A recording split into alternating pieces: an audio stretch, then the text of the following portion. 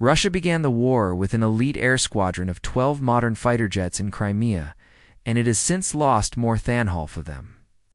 Its Crimean jet fleet is on the brink of total defeat. This is another humiliating loss for Russia and another big victory for Ukraine, and it's a story that stretches all the way back before the full-scale invasion began. 2014 annexation of Crimea. After forcefully taking over the peninsula, Moscow deployed its 43rd Naval Attack Aviation Regiment to the area. Their regiment was based at the occupied Saki airfield just outside of the city of Saki on Crimea's western coast. It was equipped with some Sukhoi Su-24 bombers and a dozen Su-30SM fighter jets. Those jets are some of the best in the entire Russian arsenal. They're based on the original Su-30, which was developed in the Soviet Union in the 1980s to replace older Cold War-era jets like MiG-29s and Su-27s, and first flew in 1989.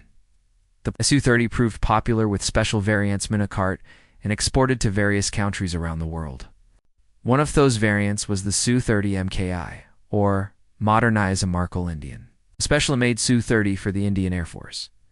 Designed in conjunction with Indian defense company Hindustan Aeronautics, Su-30 MKI essentially combined the best elements from multiple jets, including the Su-30, Su-27, and Su-37, creating a next-level Su-30 with advanced avionics, superior sensors, and more powerful weaponry than the baseline model. The Su-30 MKI is now the primary air superiority fighter in the Indian Air Force, and Russia was satisfied with this variant that it decided to make some for itself with a new name of the M-Su-Su. The M-Su-Su-30 M-Su-Su. Classed as a 4+ generation fighter, the Su-30SM is one of the most versatile fighter jets Russia has ever made. It boasts numerous advantages over its predecessors, and while it can't quite match some of the best American jets and has since been surpassed by other Russian models like the Su-57, it's still a formidable aerial force. It boasts a high-end NO-11 Mars radar system, for example, which can help it spot and identify targets up to 250 miles away, plus frontal horizontal fins and steerable thrusters, which grant the Su-30SM strong levels of maneuverability in the air to evade enemy weapons and win dog fights. It can be equipped with a wide array of armaments, too, including air-to-air, air-to-surface, and both guided and unguided bombs with a maximum payload of over 17,000 pounds. It also boasts smart protection systems to enhance survivability, electronic warfare capabilities too. In short, the Su-30SM is an integral piece of Russia's serial arsenal, and when it positioned a sizable fleet of these jets in Crimea, the Kremlin can never have imagined how many of them it would end up losing. It most likely assumed that the jets will be a strong deterrent against any Ukrainian attacks or military maneuvers in the peninsula. Instead, they became a target, and the first loss came less than 2 weeks into the invasion. On March 5, 2022, a Su-30SM was shot from the skies by Ukraine's armed forces and crash-landed in Ukraine's Mykolaiv region. The Pala and Navigator both ejected, survived, and were captured by the Ukrainians. One was identified as Major Alex Golovenky, the commander of the Aviation Squadron at the time. A few months later, on the 9th of August 2022, Russia's Crimean fighter jet fleet took an even bigger hit. Out of nowhere, a series of huge explosions rang out around Saki airbase. Blasts of fire and clouds of smoke filled the air as though the entire base was being blown up from within. Early reports mentioned 3 or 4 explosions, but that number later rose to 6, 7, and even up to 15 in some reports. The Russians quickly declared a state of emergency before going on to claim that the explosions were the result of an accident. People were seen panicking and fleeing the area, and local residents had to be rushed to emergency shelters as the full scale of the damage was revealed.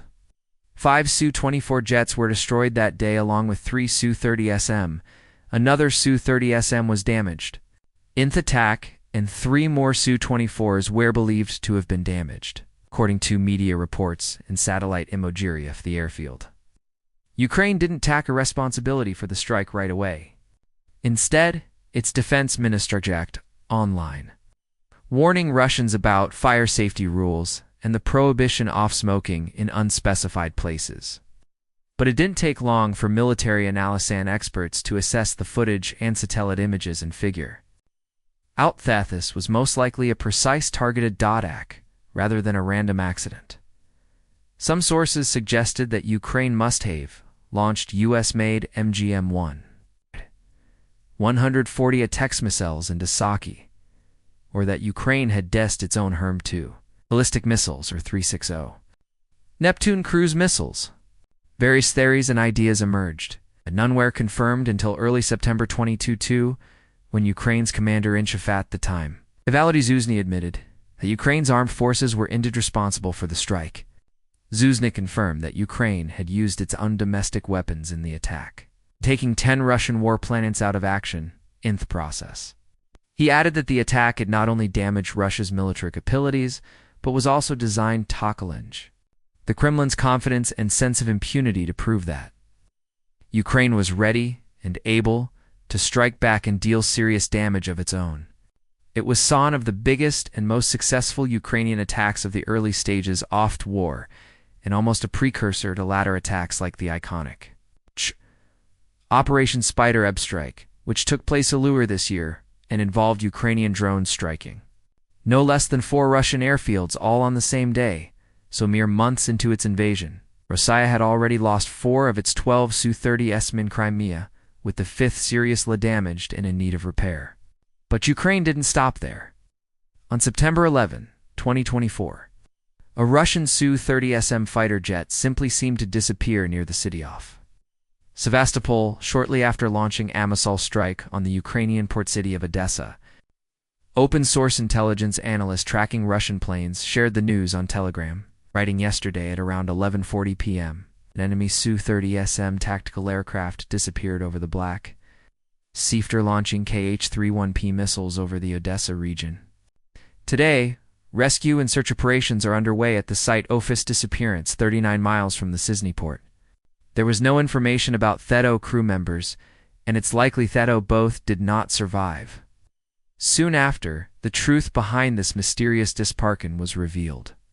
A special unit of the Defense Intelligence of Ukraine, GUR, brought the jet down with an aid of a man-portable air defense system or MANPADS.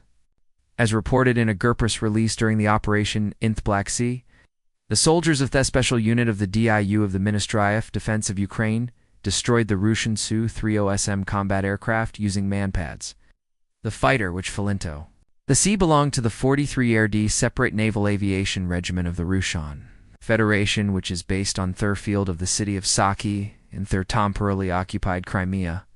The occupiers lost contact with their combat board on September 11, 2024, at about 5 a.m. approximately 3 hours later.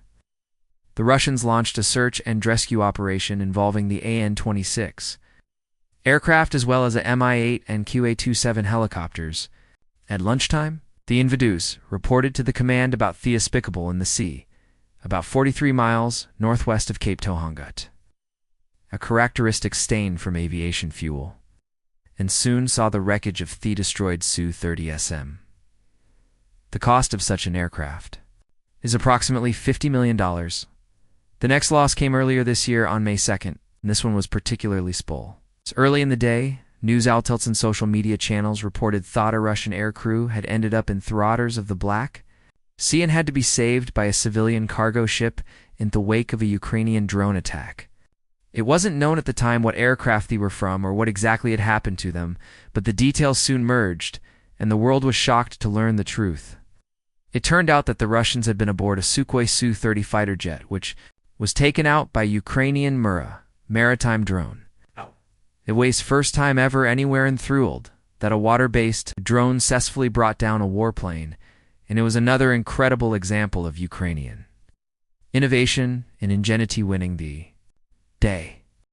The Mora drone was operated by a special unit of the Defense Intelligence of Ukraine, working in conjunction with Ukrainian Defense Forces and the Ukrainian Security Service, as explained in a GU Telegram post. For the first time in the world, GU soldiers destroyed an enemy combat aircraft with a strike from a Mora naval drone. On May 2nd, 2025, the special unit of the GUR of the Ministry of Defense of Ukraine in cooperation with SBU and the defense forces of Ukraine eliminated a Russian Su-39th Black Sea. This is the first destruction of a combat aircraft by a naval drone in the world. The historic strike was carried out by soldiers off Special Forces Unit of the SCRN, Defense Ministry Group 13 with a Iran-manned maritime platform missile. The multi-role fighter of the aggressor state of Russia, whose estimated cost is about $50 million, burst into flames in the air and eventually fell into the Ceto, the bottom of the possessions of Thyrulus Neptune. The successful strike in an enemy combat aircraft took place in the waters near the port in the Sitio of Novorossiysk, where the Muscovites air hiding the remains of their Black Sea fleet. We will remind you that on December 31st, 2024, thanks to the Moravy-5 missile sea drone, Special Forces off Ukrainian Defense Ministries' air defense forces for the first time in Thor destroyed an aerial target to Russian Mi-8 helicopters. This not only weakened Russia's Crimean jet fleet further, but also proved that Ukraine's maritime drones were far more capable and powerful than analysts had initially expected. The most recent Su-30SM loss came mere days ago on August 15th when Ukraine's naval intelligence intercepted Russian radio communications, confirming loss of contact with the Su-30CM during a mission around Snake Island in the Black Sea. In a telegram post, the naval forces of the Armed Forces of Ukraine wrote, "The intelligence assets off the Ukrainian Navy had received a radio interception about the loss off contact with a Russian invader Su-30SM aircraft, which was performing a mission southeast of Zamini Island. The aircraft probably crashed for unknown reasons.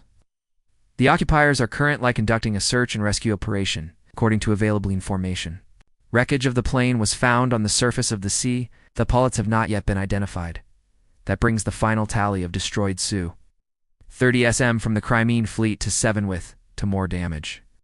1 in the aforementioned Saki air base attack in 2022 and another in a drone strike on Saki in July of this year.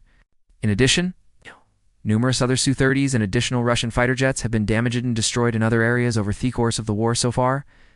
In April of this year, for instance, Ukraine's military intelligence agency reported OFA successful sabotage strike on a military airfield near the Russian Sitov Rostov-on-Don, leaving a Su-30 multi-role fighter in flames.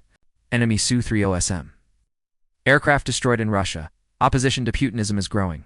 Another action of resistance to the criminal Putin regime in Russia on the territory of the Rostov-on-Don Central Airfield. An aggressor's multi-role fighter Su-30SM. With tail number 35 caught fire and burned down, the estimated cost of the destroyed enemy aircraft is $50 million. Firstly, there's the cost aspect. As stated, SM fighter jets do not come cheap. These are extremely expensive aircraft with each one worth up to $50 million. In taking out 7 of them in Crimea, Ukraine has left the Kremlin with a whopping $350 million bill. This is more important now than ever before, as the Russian economy is edging ever closer to a state of absolute ruin. The country's president, Vladimir Putin, has recklessly poured huge sums of money into his invasion of Ukraine, drawing cash out of Russia's National Wealth Fund in the process. The National Wealth Fund was valued in excess of $180 billion before the invasion began. But by early 2025, it had dropped to just $35 billion, showing just how costly this conflict has been. Funds have been used for various purposes like buying Shahed drones from allies like Iran, striking deals with North Korea to bolster the Russian ranks, handing out huge cash payouts to new recruits in order to compensate for the colossal number of casualties the country suffered, and building entire new military production plants, churning out kamikaze drones, fighter jet components, glide bombs, and more. Russia is spending more than it can afford, as proven by recent statements from Russian financiers, warning of a major recession unless the country changes course. Even Putin has been forced to admit defeat in the financial domain, promising that the country's defense expenditure will come down in 2026. In the meantime, the average Russian faces a tougher life than ever before, with the cost of varied essentials more than doubling. So when Russia loses hugely expensive pieces of military equipment, be there artillery stations, tanks, air defense systems, or $50 million Su-30SM fighter jets, those losses take a major toll. They weaken the country's economy even further. And while Russia can produce more jets to replace those it's lost, it can't afford to do so forever. The Kostari simply spiraling out of control. And the losses aren't slowing down, as Ukraine has already damaged and destroyed several Su-30s this year alone. The destruction of Su-30 also undermines Russia's military confidence in control, which is particularly important in a place like Crimea. Russia has held the peninsula for over a decade now, and the Kremlin clearly believes it will maintain control over Crimea for years to come. But Ukraine clearly takes a very different view.